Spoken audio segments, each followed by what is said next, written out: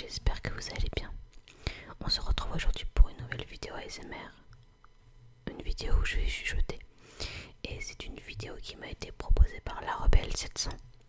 Donc merci à toi pour cette idée. Elle m'a demandé si je pouvais faire une vidéo lecture.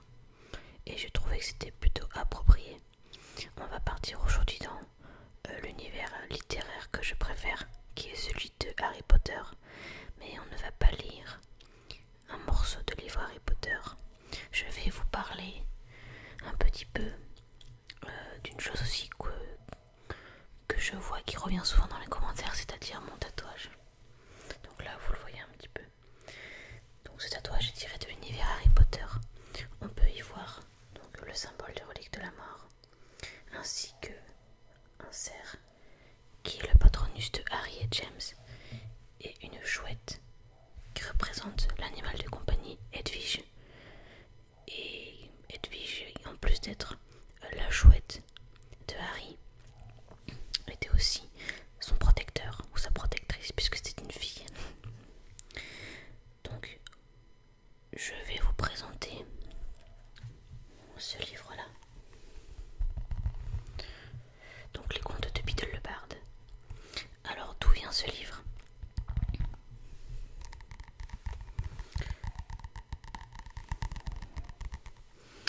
On entend parler de ce livre plusieurs fois dans l'œuvre littéraire Harry Potter. C'est un livre de contes pour jeunes sorciers, pour les enfants. Et on entend plus parler de ce petit livre dans le 7e livre, donc Harry Potter et les reliques de la mort. En gros, c'est Dumbledore qui, à sa mort, a légué ce livre à Hermione. Voilà. Il a légué donc à Hermione le livre des contes de Biddle le Barde, à Ron l'Instincteur et à Harry le Vif d'Or. Voilà, pour vous resituer un petit peu. Et personnellement, le conte qui m'a le plus marqué dans ce livre, c'est bien évidemment le conte des 3 frères, celui qu'Hermione raconte dans le 7e tome, et c'est le conte que je vais vous lire aujourd'hui. Voilà, c'est une histoire qui m'a marqué. D'ailleurs oui, elle m'a marqué et elle est marquée dans mon bras. Et je pensais que c'était une bonne idée de partager cette histoire avec vous.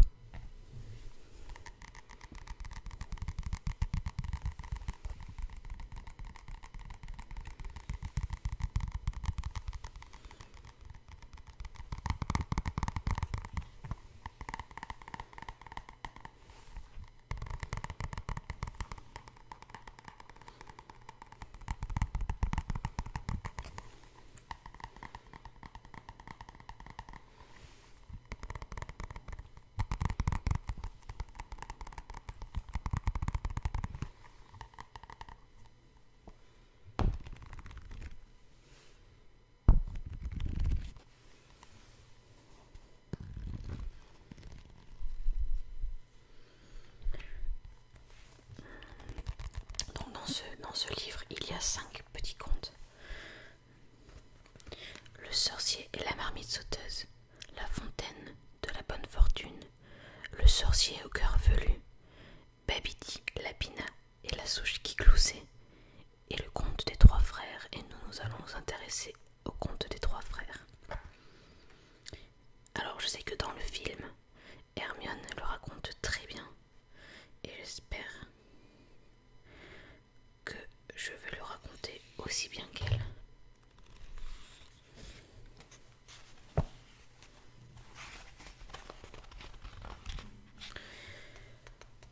Alors, le conte des 3 frères. Il était une fois 3 frères qui voyageaient au crépuscule le long d'une route tortueuse et solitaire. Après avoir longtemps cheminé, ils atteignirent une rivière trop profonde pour la traverser à gué et trop dangereuse pour la franchir à la nage.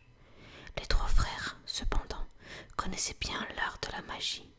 Aussi, d'un simple mouvement de baguette, ils firent apparaître un pont qui enjambait les eaux de la rivière. Ils étaient arrivés au milieu du pont lorsqu'une silhouette encapuchonnée se dressa devant eux en leur interdisant le passage. C'était la mort et elle leur parla. Elle était furieuse d'avoir été privée de 3 victimes car, d'habitude, les voyageurs se noyaient dans la rivière. Mais elle était rusée. Elle fit semblant de réfléchir.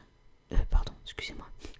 Elle fit semblant de féliciter les 3 frères pour leur talent de magicien et leur annonça que chacun d'entre eux avait droit à une récompense pour s'être montré si habile à lui échapper. Le plus âgé des frères, qui aimait les combats, lui demanda une baguette magique plus puissante que toutes les autres, une baguette qui garantirait toujours la victoire à son propriétaire dans tous les duels qu'il livrerait. Une baguette digne d'un sorcier qui avait vaincu la mort. La mort traversa alors le pont et s'approcha d'un sureau, sur la berge de la rivière. Elle fabriqua une baguette avec l'une des branches et en fit don à l'aîné.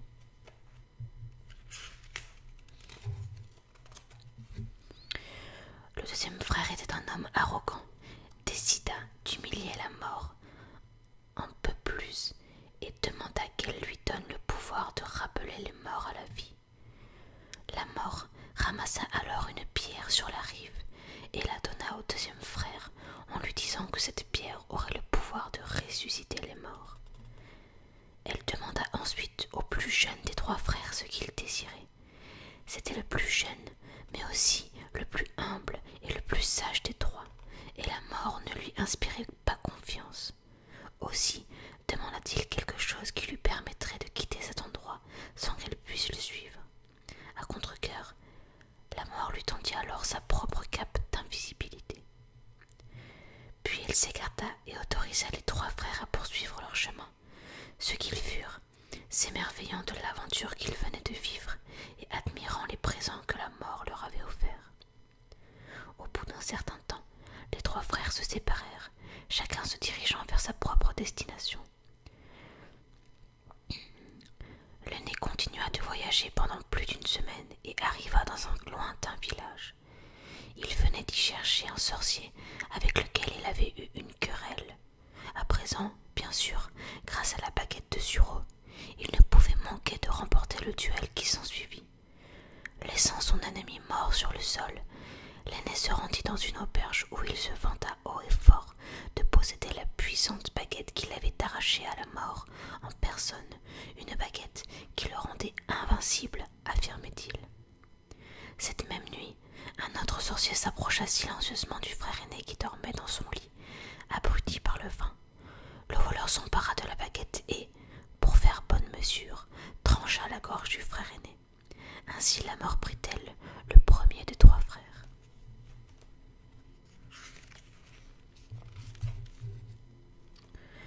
Pendant ce temps, le deuxième frère rentra chez lui où il vivait seul.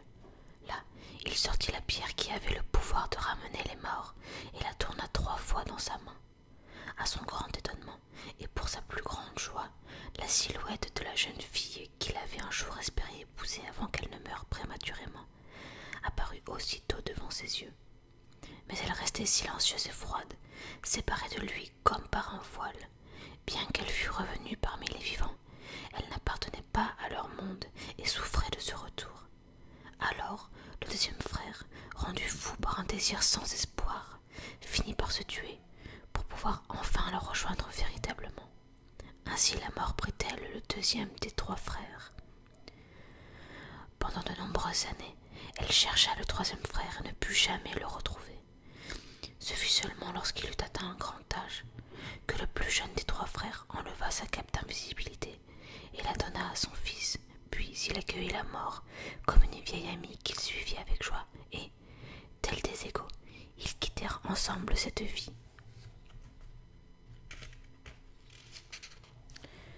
Alors je vais vous lire le commentaire d'Albus Dumbledore sur le conte des 3 frères et je trouve qu'il est assez intéressant.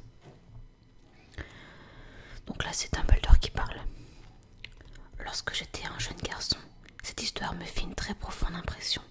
Je l'entendis pour la première fois racontée par ma mère, et ce fut bientôt le conte que je réclamais plus souvent que les autres à l'heure du coucher. Cela provoquait fréquemment des disputes avec Albert Force, mon frère cadet, dont le conte préféré était Grincheuse la chèvre pouilleuse. La morale du conte des trois frères ne saurait être plus claire. Les efforts humains pour fuir ou vaincre la mort sont toujours condamnés à la désillusion. Le troisième frère de l'histoire, le plus humble et le plus sage, est le seul qui l'a compris. Ayant un jour échappé de peu à la mort, le mieux qu'ils pouvaient espérer était de retarder le plus longtemps possible leur prochaine rencontre. Ce plus jeune frère sait que se moquer de la mort en se vouant à la violence, comme le premier frère, ou en s'essayant à l'art obscur de la nécromancie, comme le deuxième, signifie se dresser contre un ennemi retors qui ne peut jamais perdre. L'ironie fut que se soit développée autour de cette histoire une curieuse légende qui en contredit précisément le message original. Cette légende prétend que les présents offerts par la mort aux trois frères, une baguette magique, une pierre capable de ramener les morts et une cape d'invisibilité éternelle, sont d'authentiques objets qui existent dans le monde réel. La légende va plus loin. Si quelqu'un parvient à posséder légitimement un de ces trois objets, ou ces trois objets, il ou elle deviendra le maître de la mort, c'est-à-dire invulnérable et même immortel d'après la signification qu'on donne habituellement à cette expression. On peut rire un peu tristement de ce que cela nous apprend de la nature humaine. L'interprétation la plus indulgente qu'on pouvait en donner serait l'espoir jaillit éternel dans le cœur de l'homme. En dépit du fait que, selon Biddle, 2 des 3 objets sont hautement dangereux, en dépit du message très clair que la mort finit toujours par venir à nous, certains sorciers, une toute petite minorité, persistent à croire que Biddle leur a envoyé un message codé, qui est exactement l'inverse de celui tracé dans l'encre, et que seuls sont suffisamment intelligents pour le comprendre. Leur théorie, ou peut-être faut-il plutôt dire d'espoir désespéré, n'est guère soutenue par les faits. Les véritables capes d'invisibilité, quoique rares, existent dans notre monde. Cependant, le conte précise bien que la cape de la mort est d'une nature permanente qui reste unique. Au cours des siècles qui se sont écoulés, entre l'époque de Biddle et la nôtre, personne n'a jamais prétendu avoir trouvé la cape de la mort. Les vrais convaincus donnent à ce fait l'explication suivante. Soit les descendants du troisième frère ne savent pas d'où leur vient leur cape, soit ils le savent et ont décidé de manifester autant de sagesse que leurs ancêtres en s'abstenant de clamer à tout vent. Naturellement, la pierre non plus n'a jamais été découverte. Comme je l'ai déjà noté dans les commentaires sur Babidi Lapina et la souche qui cloussait, nous sommes bien incapables de ramener les morts à la vie, et il y a tout lieu de supposer que cela ne se produira jamais. De viles solutions de substitution ont, bien sûr, été essayées par des adeptes des forces du mal qui ont créé les inféries. Mais il ne s'agit là que d'effrayantes marionnettes, pas d'êtres humains véritablement ressuscités. De plus, l'histoire de Biddle est très explicite sur le fait que l'amour perdu du deuxième frère n'est pas vraiment revenu d'entre les morts. Elle a été envoyée par la mort elle-même pour attirer le deuxième frère dans ses griffes. Et elle est donc distante, froide, à la fois présente et absente d'un insupplice de Tantale. Il nous reste à présent de parler de la baguette et sur ce point, ceux qui s'obstinent à croire à un message caché de Biddle disposent au moins de quelques éléments historiques pour soutenir leurs extravagantes affirmations, car le fait est qu'au cours des âges, que ce soit pour se glorifier, pour intimider de possibles agresseurs, ou parce qu'ils croyaient sincèrement à ce qu'ils disaient, des sorciers se sont vantés de posséder une baguette plus puissante que les autres, et même une baguette invincible. Certains de ces sorciers sont allés jusqu'à affirmer que leur baguette était en sureau, comme celle de la mort, comme celle que la mort avait prétendu fabriquer. Ces baguettes ont reçu divers noms, parmi lesquels la baguette de la destinée et le bâton de la mort. Il n'est guère surprenant que ces vieilles superstitions se soient développées autour de nos baguettes qui sont, après tout, nos instruments de magie et nos armes les plus importantes. Certaines baguettes, et par conséquent leurs propriétaires, sont censés être incompatibles. Si lui a une baguette en chêne et elle une baguette en houx, les marier l'un à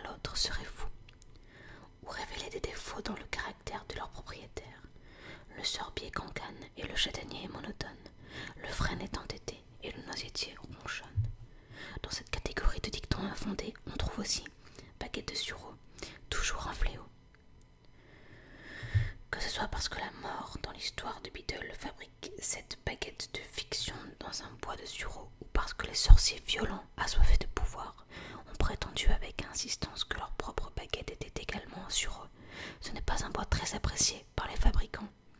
La première référence sérieuse mentionnant une baguette de sureau dotée de pouvoirs particulièrement puissants et redoutables indique qu'elle appartenait à Aymeric, communément surnommé le Mauvais, un sorcier qui ne vécut pas longtemps, mais se montra exceptionnellement agressif, terrorisant le sud de l'Angleterre au début du Moyen-Âge. Il mourut, comme il avait vécu, à l'issue d'un duel féroce contre un autre sorcier connu sous le nom d'Egbert. On ne sait pas ce que devint Egbert, mais l'espérance de vie était habituellement assez brève chez les duellistes médiévaux. Au temps où il n'y avait pas encore de ministère de la magie pour contrôler l'usage de la magie noire, les duels étaient généralement fatals.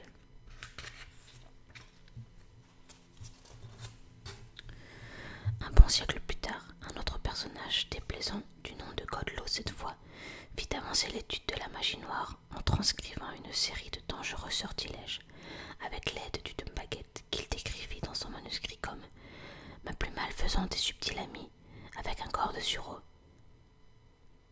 qui connaît les voies des grandes noirceurs de la magie. » Comme on le voit, Godlow considère sa baguette comme une compagne, presque une éducatrice.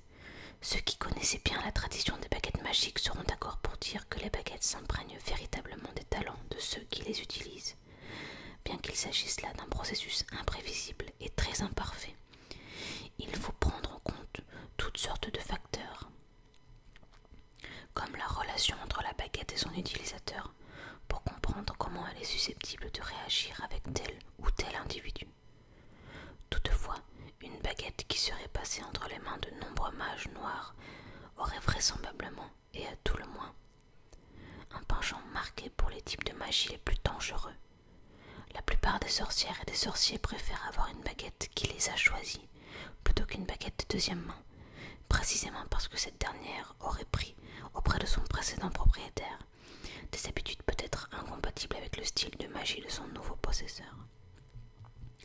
La coutume généralement en vigueur qui consiste à enterrer ou à brûler la baguette avec son propriétaire à la mort de celui-ci permet également d'éviter qu'une baguette apprenne trop de choses de trop de maîtres. Ceux qui croient à l'existence de la baguette de sureau, cependant, soutiennent que, par la façon même dont elle a toujours changé d'allégeance d'un possesseur à un autre, le prochain maître étant celui qui vaincra le précédent, généralement en le tuant, elle n'a jamais pu être détruite ou enterrée, mais a survécu en accumulant sagesse, force et pouvoir bien au-delà de l'ordinaire. On sait que Godlow a péri dans sa propre cave, où il fut enfermé par son fils démon, Hervard. Nous devons supposer que Hervard a pris la baguette de son père, sinon celui-ci s'en serait servi pour s'enfuir, mais nous ne pouvons être certains de ce qu'il en a fait par la suite. Ce qui est sûr, c'est qu'une baguette appelée la baguette de Sambucus par son propriétaire. Sambucus est le nom latin du sureau. Barnabas Deveril est apparu au début du XVIIIe siècle et que Deveril s'en est servi pour se tailler une réputation de redoutable sorcier jusqu'à ce qu'il soit mis fin à son règne de terreur par Loxias, un autre sorcier de sinistre réputation, qui s'empara de la baguette, le rebaptisa le bâton de la mort et s'en servit pour anéantir quiconque lui déplaisait. Il est difficile de retracer l'histoire ultérieure de la baguette de Loxias, car nombreux sont ceux qui prétendent l'avoir tuée, y compris sa propre mère.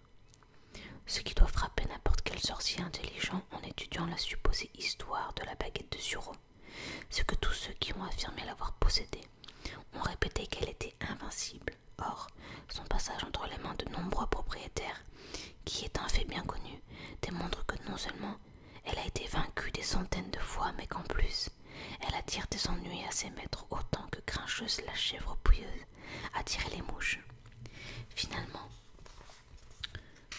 la quête de la baguette de sureau vient étayer une observation que j'ai souvent eu l'occasion de formuler au cours de ma longue vie, à savoir que les humains ont le don de jeter leur dévolu sur les choses qui, précisément, leur font le plus de mal. Mais qui d'entre nous aurait montré la sagesse du troisième frère si on lui avait proposé de choisir l'un des présents de la mort, sorciers et moldus, ont tous en eux la soif de pouvoir. Combien aurait pu résister à la baguette de la destinée? Quel être humain, ayant perdu un être cher, pourrait repousser la tentation de posséder la pierre de résurrection? Même moi, Albus Dumbledore, je trouverais plus facile de refuser la cape d'invisibilité, ce qui démontre simplement que, tout intelligent que je sois, je demeure un aussi grand imbécile que n'importe qui d'autre.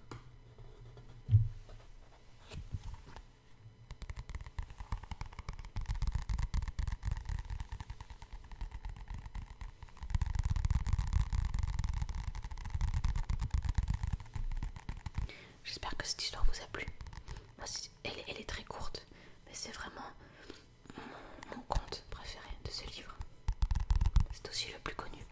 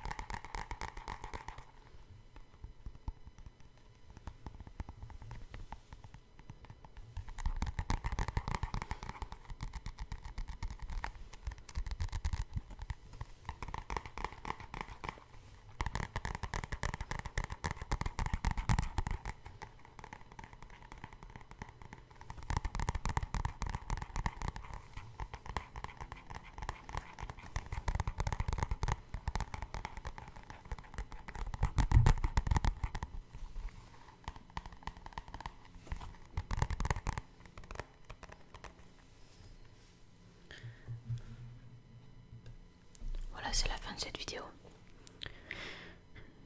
Donc j'espère qu'elle vous aura plu. Il y aura eu beaucoup de lectures chuchotées et un petit peu de tapping.